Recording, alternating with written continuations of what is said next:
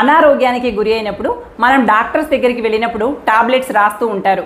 వాటిని వాడేటువంటి విధానము ఏ విధంగా వాడాలి అనేది కనుక సరిగ్గా తెలియకపోతే దాని నుంచి రావాల్సినటువంటి ఫలితాన్ని మనం పూర్తిగా పొందలేము. ఏ టాబ్లెట్ని ఏ సందర్భాలలో వేసుకోవాలి, అలాంటి అంశాలకు సంబంధించి నేటి వీడియోను పరిశీలిద్దాం.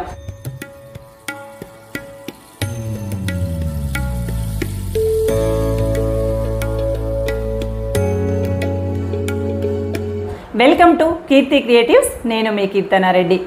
మొదటగా పరిగడుపున వేసుకునే టాబ్లెట్ ఉంటుంది కదా, ఫ్యాంటాసిడ్ టాబ్లెట్ అంటాం. దాన్ని చాలామంది ఏం చేస్తూ ఉంటారంటే టాబ్లెట్ వేసేసుకొని వెంటనే టీ, పాలు, కాఫీ లాంటివి తాగేస్తూ ఉంటారు.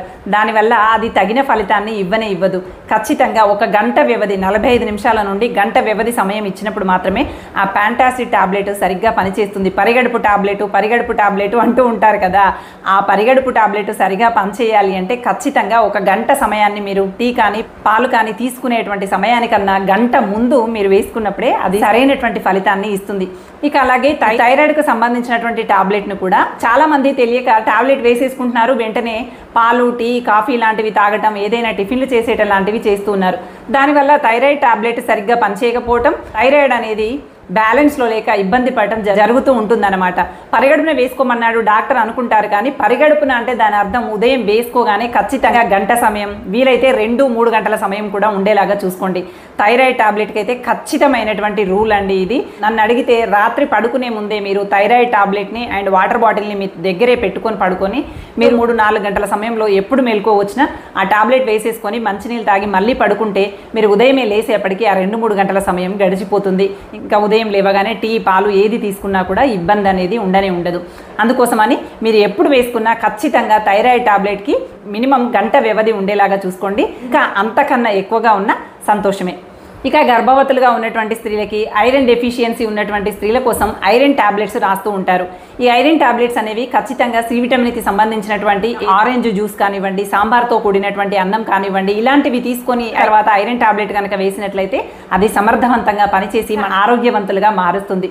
అదేవిధంగా B12 డెఫిషియన్సీకి సంబంధించి కూడా డాక్టర్స్ టాబ్లెట్స్ రాస్తూ ఉంటారు. మైటోకోబాలమిన్కి సంబంధించి, B కాంప్లెక్స్కి సంబంధించినటువంటి కోవకు చెందిన ఈ B12 టాబ్లెట్, దీనివల్ల చాలా రకాల సమస్యలు వస్తుంటాయి.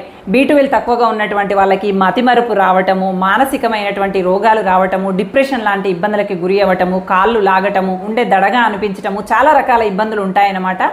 ఈ B12 డెఫిషియన్సీ ఉన్నటువంటి వాళ్ళు మార్నింగ్ బ్రేక్ఫాస్ట్ తర్వాత B12 టాబ్లెట్ని వాడాల్సి ఉంటుంది. మన దేశంలో B12 డెఫిషియన్సీతో బాధపడుతున్నటువంటి వాళ్ళు మన దేశంలో 80% పైగా ఉన్నారట. మానసిక రోగాలన్నింటికీ దాదాపుగా కారణం ఈ B12 డెఫిషియన్సీనే. దీనివల్ల చాలా ఇబ్బందులు ఎదుర్కోవాల్సి వస్తుంది. B12 టాబ్లెట్స్ వాడుతున్నట్లయితే ఉదయం బ్రేక్ఫాస్ట్ తర్వాత ఈ B12 టాబ్లెట్ని తీసుకుంటే మరింత సమర్థవంతంగా మీ సమస్యని ఎదుర్కోగలుగుతారు. సి విటమిన్కి సంబంధించినటువంటి టాబ్లెట్ని కూడా ఉదయం బ్రేక్ఫాస్ట్ తర్వాతనే చప్పరించాల్సి ఉంటుంది.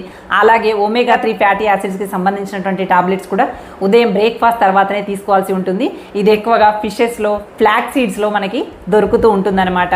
అలాగే డి విటమిన్కి సంబంధించినటువంటి టాబ్లెట్స్ కూడా ఉదయమే బ్రేక్ఫాస్ట్ తర్వాత తీసుకోవాల్సి ఉంటుంది.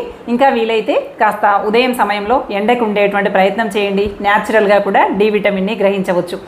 అలాగే మల్టీవిటమిన్స్తో కూడుకున్నటువంటి టాబ్లెట్స్ మధ్యాహ్నం లంచ్ తర్వాతనే వేసుకోవాల్సి ఉంటుంది. అలాగే డిన్నర్ సమయాల్లో వేసుకోవాల్సినటువంటి టాబ్లెట్స్ ఏవైనా ఉన్నాయా అంటే జింక్ టాబ్లెట్, ఈ విటమిన్కి సంబంధించినటువంటి టాబ్లెట్స్ వేసుకోవాల్సి ఉంటుంది. నిద్ర సరిగా రాకపోవడానికి మెగ్నీషియం, కాల్షియం డెఫిషియన్సీ కూడా వన్ ఆఫ్ ది రీజన్ అనమాట. అందుకోసమని కొంతమంది కాల్షియం టాబ్లెట్ రాత్రి సమయాల్లో వేసుకుంటూ ఉంటారు, కానీ వాస్తవానికి మధ్యాహ్నం సమయంలో వేసుకుంటే అది సమర్థవంతంగా పనిచేస్తుంది. అలాగే మన బాడీలో మల్టీవిటమిన్స్, మల్టీ మినరల్స్తో పాటుగా ఎలక్ట్రోలైట్స్ అని ఉంటాయి. లోపం ఏర్పడినప్పుడు మనకి తెలియకుండానే నీరసంగా, అలసటగా మారిపోతామన్నమాట. అలసట రావడానికి ఈ మల్టీ విటమిన్స్, మినరల్స్ ఏమైనా కారణమేమో పరిశీలించుకొని ఆ టాబ్లెట్స్ ఖచ్చితంగా 1 రోజుల పాటు వాడి ఆరోగ్యవంతమైనటువంటి వ్యక్తులుగా మారండి. ఎలక్ట్రోలైట్స్లో మెగ్నీషియం, సోడియం, పొటాషియం లాంటివి లోపం ఉంటే కూడా కాళ్ళు తిమ్మిరి రావటం, పిక్కలు పట్టేసినట్లు కావటం, అలసటగా అనిపించడం జరుగుతూ ఉంటుందన్నమాట. అలాంటి సందర్భాలలో ఇమ్మీడియట్గా తాత్కాలిక ఉపశమనం కోసం మీకు ఒక చిట్కాని చెప్తాను. కొబ్బరి నీళ్ళల్లో 1 రవ్వ ఉప్పు వేసుకొని కాస్త నిమ్మరసం పిండుకొని తేనె కలుపుకొని కనుక తాగినట్లయితే చేసినట్లయితే కాస్త రిలీఫ్గా ఉంటుంది. ఇది కొంతకాలం కనుక చేసినట్లయితే మీరు మామూలు స్థితికి వచ్చేస్తారు. ఇవన్నీ చాలా మెగ్నీషియం, సోడియం లాంటివి చాలా చాలా తక్కువ మోతాదులోనే మన శరీరానికి అవసరం. కానీ అవి కనుక రాల్సిన దానికన్నా తక్కువగా ఉన్నప్పుడు చాలా నీరసంగా మారిపోతాం. చేయాలనుకున్నటువంటి పనిని సరిగ్గా చెయ్యం. డీప్ స్లీప్ అనేది ఉండదు. ఏదో పడుకుంటాము కానీ బాగా కావలసినంత నిద్ర ఉండదు. దానివల్ల మన మెదడు అలసటకి గురవుతూ ఉంటుందన్నమాట. అలాగే మంచి బ్యాలెన్స్డ్ డైట్ను మెయింటైన్ చేయండి. ఆరోగ్యవంతమైనటువంటి శరీరంలో మాత్రమే ఆరోగ్యవంతమైనటువంటి ఆలోచనలు ఉంటాయట. ఆరోగ్యము అనగానే ఇక్కడ మానసిక ఆరోగ్యము, శారీరక ఆరోగ్యము రెండు ఆరోగ్యంగా ఉన్నప్పుడు మాత్రమే ఆ వ్యక్తిని ఆరోగ్యవంతమైనటువంటి వ్యక్తి అని చెప్తాం. ఈ రెండు సరిగ్గా పనిచేయాలి అంటే ఖచ్చితంగా విటమిన్స్, మినరల్స్ అన్నీ కూడా సరిగ్గా ఉండాలి. మనం తీసుకునేటువంటి ఆహారంలో కావాల్సినంత విటమిన్స్, మినరల్స్ దొరకవండి. కొన్ని విటమిన్స్, మినరల్స్ కూరగాయలలో, కొన్ని విటమిన్స్, మినరల్స్ పళ్ళల్లో, కొన్ని పప్పు ధాన్యాలలో, ప్రోటీన్స్ ఒక చోట, కార్బోహైడ్రేట్స్ ఒక చోట, ఇలా రకరకాల గ్లూకోజ్ ఒక చోట, ఇలా రకరకాల ఆహార పదార్థాలలో ఉంటాయన్నమాట. మనం అవన్నీ రోజు తినలేము కాబట్టి మన శరీరానికి ఏమైనా విటమిన్స్, మినరల్స్ అవసరమేమో గమనించుకొని డాక్టర్ సలహా మేరకు మల్టీవిటమిన్ టాబ్లెట్స్ వాడాల్సి ఉంటుంది. అవి వాడుతున్నప్పుడు ఈ పద్ధతులను పాటిస్తూ ఆరోగ్యవంతమైనటువంటి వ్యక్తులుగా ఎదుగుతూ ఆరోగ్యవంతమైనటువంటి శరీరంలో, ఆరోగ్యవంతమైనటువంటి మనసులో, ఆరోగ్యవంతమైనటువంటి ఆలోచనలతో సుఖ సంతోషాలతో కూడినటువంటి జీవితాన్ని మీరు ఆస్వాదించాలని కోరుకుంటూ thank you for watching. Bye.